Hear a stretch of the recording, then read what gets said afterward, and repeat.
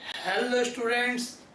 अब सबसे पहले चैप्टर 5 जो है मैग्नेटिज्म एंड मैटर, इसका न्यू सिलेबस का बात कर लें।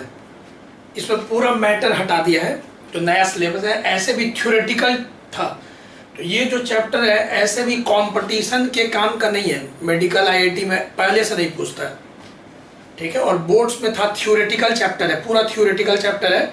उसमें देखते हैं नया जो सिलेबस है उसमें इक्का दुक्का क्या पूछेगा इस चैप्टर से।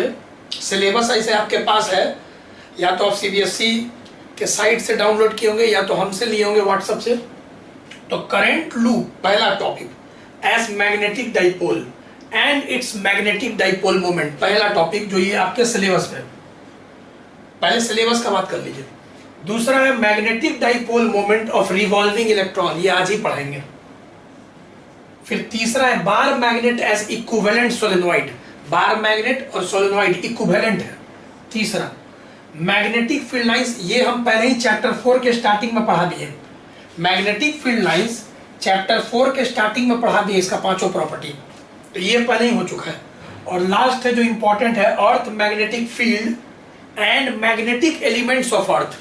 मैग्नेटिक एलिमेंट्स क्या होता है ऑफ अर्थ, तो यही हम लोग का बस ये छोटा सा टॉपिक है जो इस वीक हम खत्म करेंगे, ये टॉपिक सिलेबस में। तो पहले कुछ इंट्रोडक्शन करते हैं। आप पहले इसको जरूर वीडियो पॉज करके एक बार इसको नोट कर लीजिए न्यू सिलेबस को, क्योंकि बाद में आप देखिए जैसे अभी बहुत सारा अगर प्रीवियस ईयर से आप क्वेश्चन बैंक से प्रैक्टिस कीजिएगा तो दिक्कत होगा, क्योंकि कुछ थ्योरेटिकल चीज हटा दिया 30%। तो आप देखिएगा तो लगेगा कि लास्ट ईयर वाला से मतलब हर 10 में 7 ही क्वेश्चन है, 3 क्वेश्चन तो हट गया है थ्योरेटिकल में। तो थोड़ा सा एक्टिव रहिएगा, क्या है क्या नहीं है सिलेबस पे नजर रखिएगा। चलिए इसको पहले नोट कीजिए, हम चैप्टर शुरू करते हैं। और एक बात और बता दें, जैसे चैप्टर 6 है ना, जैसे चैप्टर 6 पढ़ाएंगे इसके बाद इलेक्ट्रोमैग्नेटिक इंडक्शन, उसमें कुछ भी नहीं हटा है। वो पूरा जैसा लास्ट ईयर था इस बार भी वही है, क्योंकि ये न्यूमेरिकल चैप्टर है जो अभी हम पढ़ाएंगे। इसके बाद चैप्टर इलेक्ट्रोमैग्नेटिक इंडक्शन, तो इसमें कोई भी एक भी टॉपिक हटाया नहीं गया है। ये जैसा लास्ट ईयर था इस साल वैसा ही है। चैप्टर 7 भी लगभग सेम टू सेम है, उसमें बस एक डेफिनेशन हटाया गया है, वाटरलेस करंट। तो चैप्टर 6 और चैप्टर 7 जैसा लास्ट ईयर था वैसा ही इस साल है। इन दोनों में से कुछ नहीं हटाया गया। चैप्टर 5 में से ही हटाया गया जो कि थ्योरेटिकल पोर्शन है।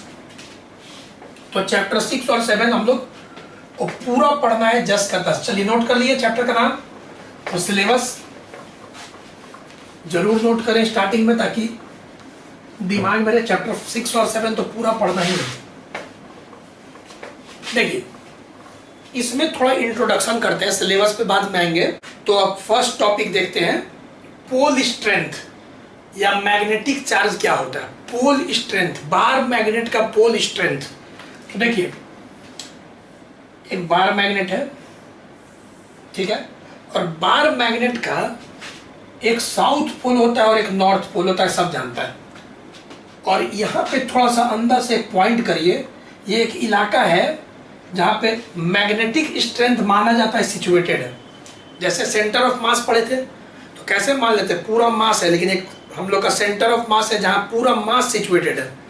उसी प्रकार पोल का सारा स्ट्रेंथ, यहाँ पे एक पॉइंट है जहाँ पोल का सारा स्ट्रेंथ सिचुएटेड है।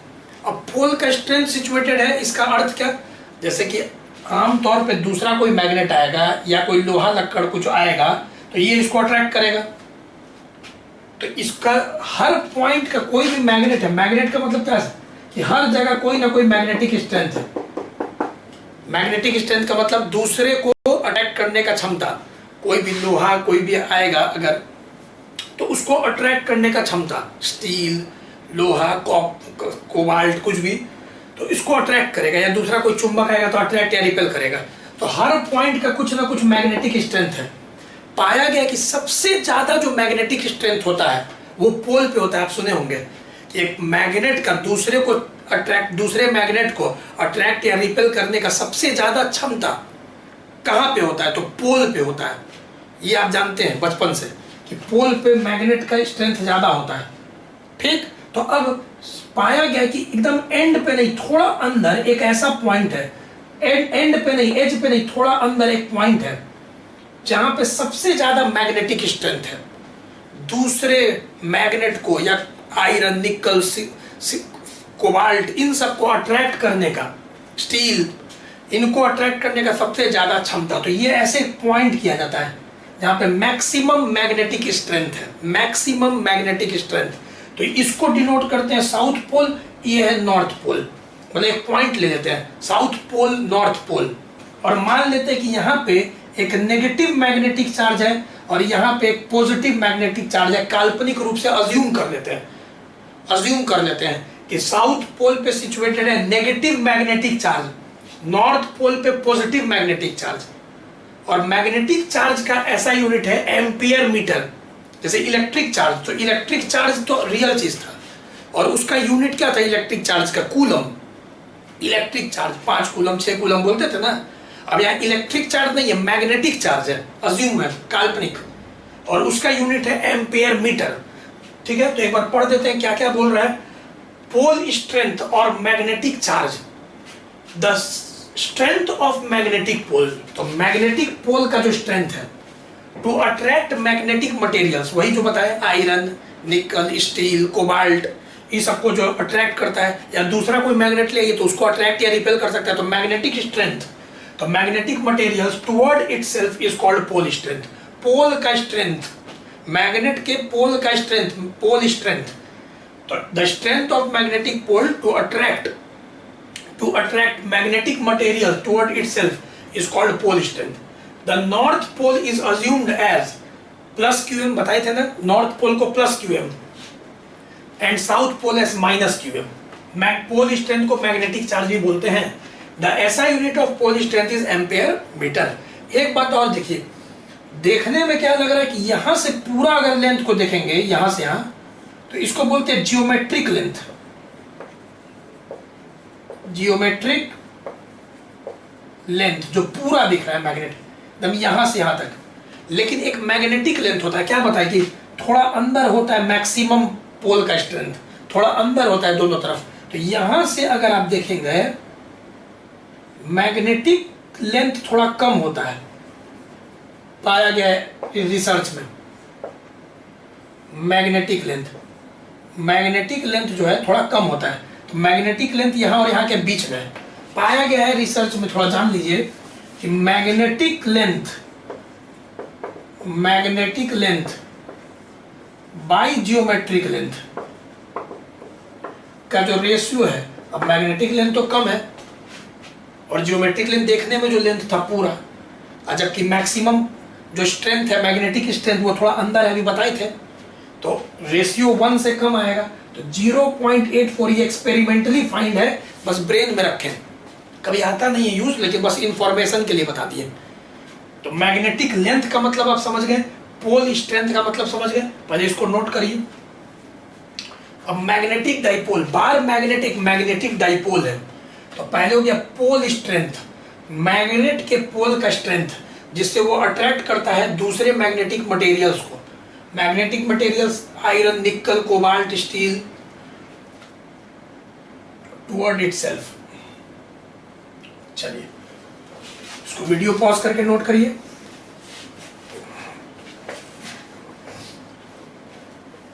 अब देखिए क्या है मैग्नेटिक डाइपोल। अब इलेक्ट्रिक डाइपोल पढ़े थे ना, अब मैग्नेटिक डाइपोल है, इसको हम M से डिनोट करते हैं। मैग्नेटिक डाइपोल अभी बताएंगे, पहले मैग्नेटिक डाइपोल मोमेंट रुक जाओ। मैग्नेटिक डाइपोल, अब मैग्नेटिक डाइपोल, बार मैग्नेट के पास 2 पोल है। डाइपोल माने क्या? 2 पोल, एक साउथ पोल और एक नॉर्थ पोल, डाइपोल। तो बोलता है मैग्नेटिक डाइपोल इट इज, ठीक है, magnetic dipole it is arrangement of 2 equal and opposite, it is arrangement of 2 equal and opposite magnetic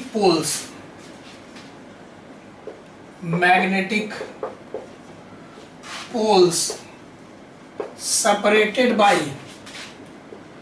a small distance तो याद कीजिए, कोई बच्चा बोलेगा तो वही हो गया sir electric dipole. Electric dipole क्या था? Arrangement of two equal and opposite electric charge separated by small distance.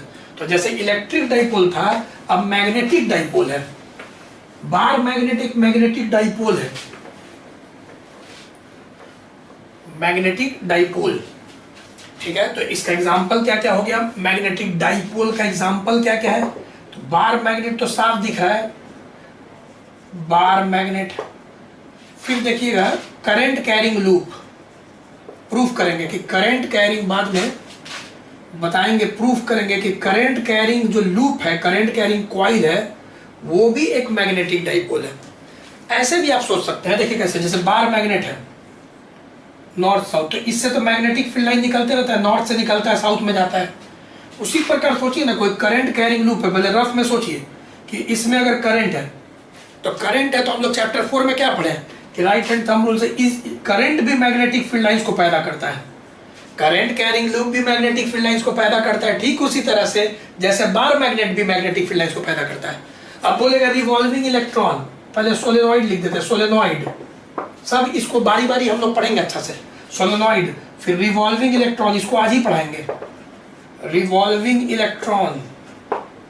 तो ये सब आपका सब मैग्नेटिक डाइपोल है। अब रिवॉल्विंग इलेक्ट्रॉन कैसे, थोड़ा सा रफ में पहले सोचो कि अगर कोई इलेक्ट्रॉन ऑर्बिट में घूम रहा है, तो इलेक्ट्रॉन माने क्या? चार्ज। इलेक्ट्रॉन का मतलब चार्ज। अब चार्ज जब मोशन में तो करंट, तो अगर इलेक्ट्रॉन ऐसे घूम रहा है तो करंट उल्टा डायरेक्शन में पैदा करेगा, और जहां करंट आ जाएगा वहां मैग्नेटिक फील्ड आएगा। तो फिर बार मैग्नेट की तरह हो गया, क्योंकि मैग्नेटिक फील्ड तो प्रोड्यूस होगा, करंट प्रोड्यूस करता है मैग्नेटिक फील्ड लाइन, चैप्टर 4 में तुम पढ़ चुके हो।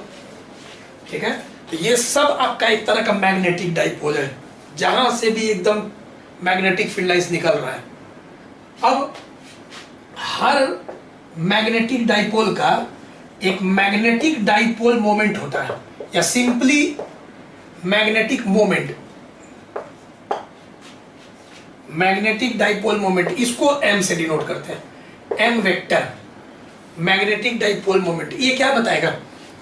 जैसे दो मैग्नेट है तुम्हारे पास, ठीक है, मान लो कोई दो मैग्नेट है, ये भी बार मैग्नेट है, ये भी बार मैग्नेट है।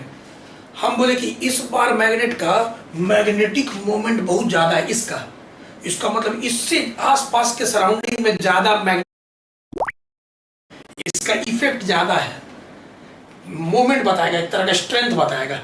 तो magnetic dipole moment, it is measure of strength to produce magnetic field, it is measure of magnetic dipole to produce magnetic field. ठीक है, तो अपने आसपास में जो ज्यादा मैग्नेटिक फील्ड प्रोड्यूस कर सकता है, बोलेंगे उसका मैग्नेटिक डाइपोल मोमेंट ज्यादा है। तो मैग्नेटिक डाइपोल मोमेंट किसका होगा? किसी बार मैग्नेट का होगा पहले। तो बार मैग्नेट का क्या है मैग्नेटिक डाइपोल मोमेंट? आइए देखते हैं। सबसे पहले इसमें दो केस है। पहला for bar magnet,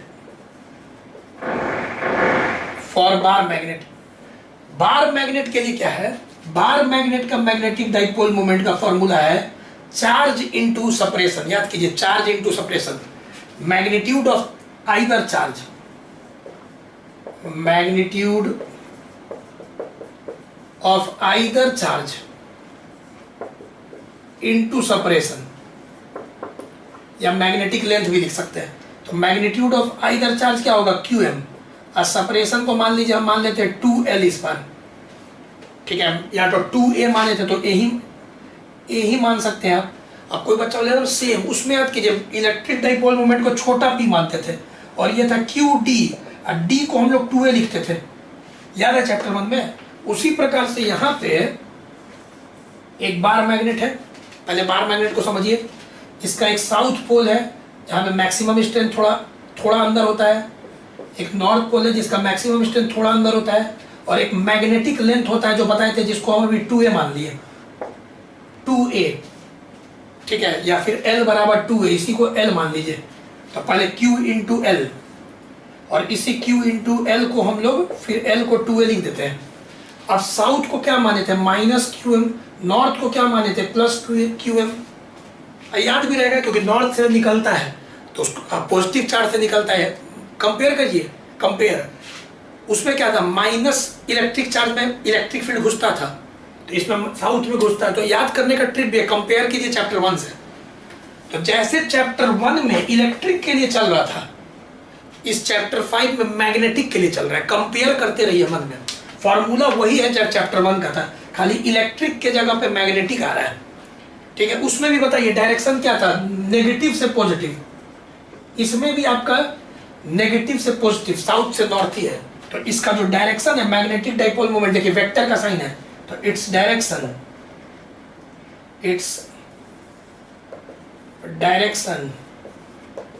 is from south to north pole, मतलब कि माइनस से प्लस, साउथ से नॉर्थ पोल की ओर है। और इसका ऐसा यूनिट आई होप कि दिख रहा होगा, इसका ऐसा यूनिट, अभी हम पीछे बताए थे मैग्नेटिक चार्ज का एम्पेयर मीटर था और लेंथ का फिर से मीटर, तो एम्पेयर मीटर स्क्वायर। तो ये बहुत सिंपल है, मैग्नेटिक डाइपोल मोमेंट एक बार मैग्नेट का कितना होता है, तो QL Q क्या होगा, क्या होगा, लेंथ। नोट करिए जल्दी। पहला, सेकंड है करंट कैरिंग कॉइल।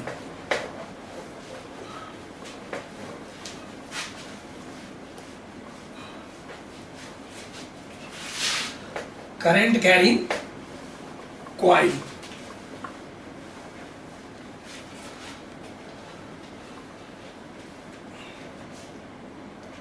देखिए सेकंड किसका भाई देखना है, तो फॉर करंट कैरिंग कॉइल, मतलब एक कॉइल जिसमें करंट है, इसका जो मैग्नेटिक मोमेंट है, इसका फॉर्मूला याद रखिएगा NIA, मतलब एक्चुअली इसका होता है I इंटू A, ठीक है, I इंटू A, लेकिन फॉर n टर्न्स इसका मैग्नेटिक मोमेंट होता है NIA, n number of turns हो गया। तो फिर से देखिए क्या है, इसमें एक कॉइल है, ठीक है, कॉइल में करंट है I, और हो सकता है कॉइल का एक टर्न हो तो ठीक है IA, और n टर्न्स हो तो NIA। I हो गया करंट, A क्या हो गया, एरिया ऑफ द लूप। इसका जो पूरा एरिया आएगा ये एरिया ऑफ द लूप, ये हम लोग पहले देखे थे चैप्टर 4 में। थंब रूल से अब इसका डायरेक्शन, क्योंकि वेक्टर है तो डायरेक्शन क्या होगा, direction right hand thumb rule. अब इसमें करंट एंटी क्लॉकवाइज है तो अंगूठा ऊपर, जिधर अंगूठा ऊपर तो इधर होगा मैग्नेटिक मोमेंट। देखिए यहाँ पे भी डायरेक्शन बताए थे, साउथ से नॉर्थ, यहाँ पे Maxwell right hand thumb rule. उसी प्रकार अगर करंट आपका ऐसे है तो क्लॉकवाइज है, तो अंगूठा नीचे क्लॉकवाइज में, तो मैग्नेटिक मोमेंट भी आपका डाउनवर्ड हो गया इस फिगर में। तो its direction is given by Maxwell right hand thumb rule। Maxwell right hand thumb rule से इसका डायरेक्शन पता चलता है।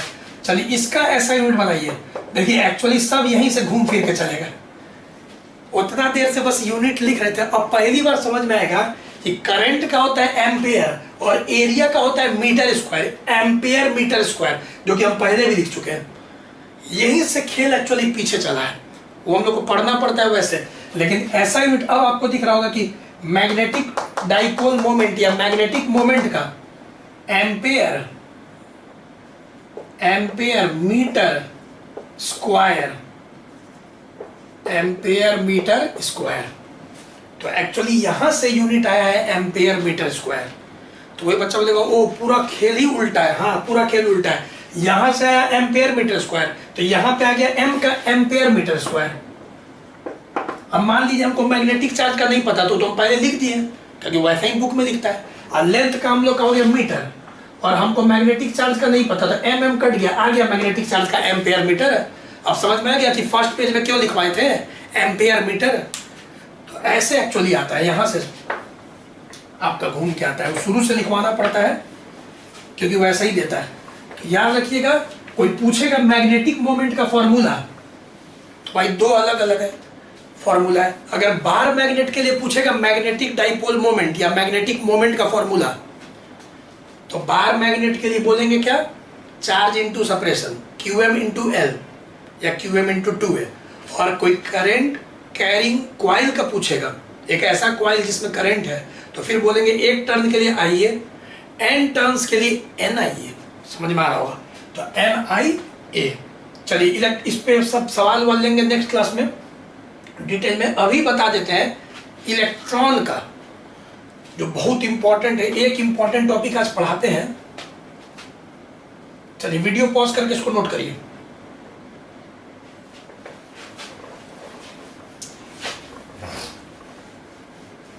देखिए एक इंपॉर्टेंट टॉपिक आज पढ़ाते हैं जो board point of view important है। बाकी तो इंट्रोडक्शन था, इसमें बस जानकारी था, उतना दिमाग में रखिए।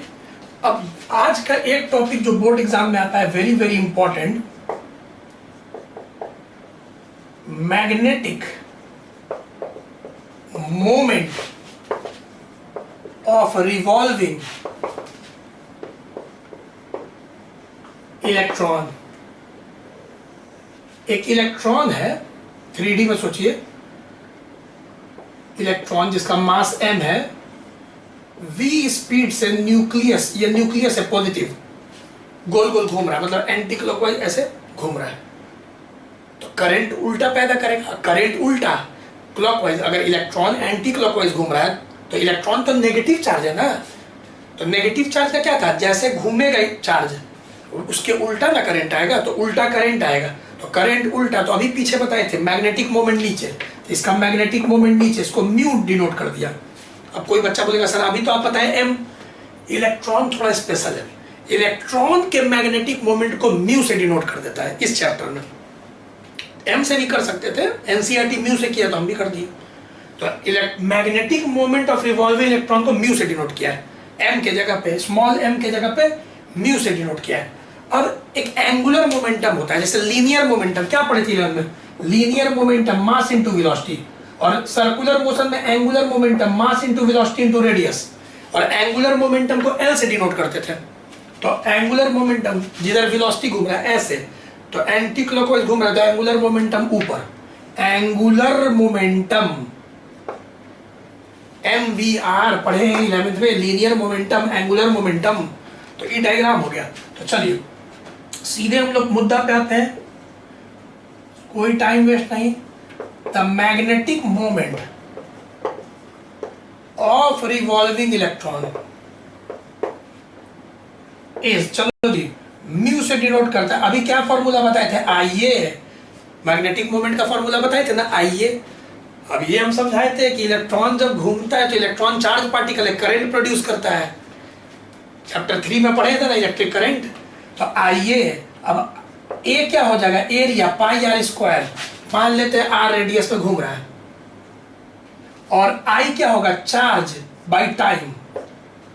इलेक्ट्रॉन का चार्ज क्या होता है, E ना, elementary charge 1.6 into 10 to the power -19 magnitude ले रहे हैं, मॉड, अभी मैग्नीट्यूड निकाल रहे हैं, तो E/T। अब सर्कुलर मोशन में टाइम क्या होता है जरा बताओ, सर्कुलर मोशन में टाइम डिस्टेंस, तो डिस्टेंस 2πr, क्योंकि एक चक्कर का डिस्टेंस, स्पीड v है, time is equal to distance by speed, तो पुट करो, तो E by time is equal to distance 2πr by speed πr²।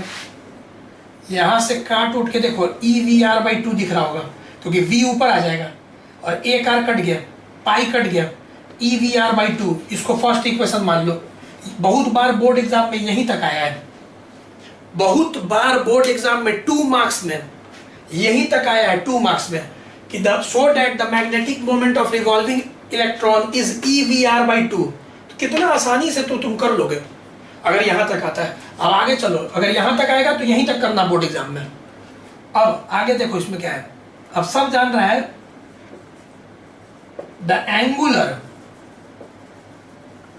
Momentum of electron is, चलो एंगुलर मोमेंटम सर्कुलर मोशन में क्या होता है, एम वी आर, तो इंप्लाई वी आर का वैल्यू निकालो, वी आर क्या हो जाएगा, एल बाई एम, नहीं हो जाएगा V R L by M, इसको वी आर का वैल्यू को पुट कर दो, पुट इन इक्वेशन 1। अगर हम लोग फर्स्ट इक्वेशन में पुट करेंगे तो क्या हो जाएगा, म्यू हो जाएगा ई, वी आर के जगह एल, 2 अपने जगह पे है, एम, ठीक। इसी को इक्वेशन नंबर 2 मान लो। अच्छा यहां से एक चीज देखो, म्यू एल नीचे ले जाओ, म्यू बाई एल को हम लिख सकते हैं ई बाई 2m। अब इलेक्ट्रॉन का चार्ज मालूम है 1.6 into 10 to the power minus 19 coulomb magnitude, और मास पता है 9.1 into 10 to the power minus 31। अगर सॉल्व करोगे पुट करके इलेक्ट्रॉन का चार्ज और मास, तो आ जाएगा 8.8 into 10 to the power 10, charge का कूलम मास का केजी, ये आ जाएगा। इस रेशियो को जाइरोमैग्नेटिक रेशियो बोलते हैं। क्या बोलते हैं, जाइरोमैग्नेटिक रेशियो। तो यहां पे इसको बोलते हैं, this is called, this ratio of magnetic moment and angular momentum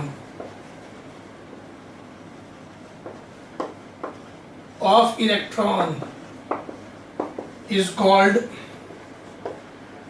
gyromagnetic ratio। तो आ सकता है एग्जाम में, व्हाट इज जाइरोमैग्नेटिक रेशियो, तो लिख देना, the ratio of magnetic moment and angular momentum of electron is called gyromagnetic ratio. इसका value होता है 8.8 into 10 to the power 10, charge का कूलम मास का केजी, कूलम पर केजी, ठीक है। तो यहाँ पे इसको भी तुम दिमाग में रखो, जाइरोमैग्नेटिक रेशियो। आगे बढ़ते हैं, लास्ट स्टेप तुम पढ़े होगे 11th में केमिस्ट्री में, by Bohr's concept, atomic model.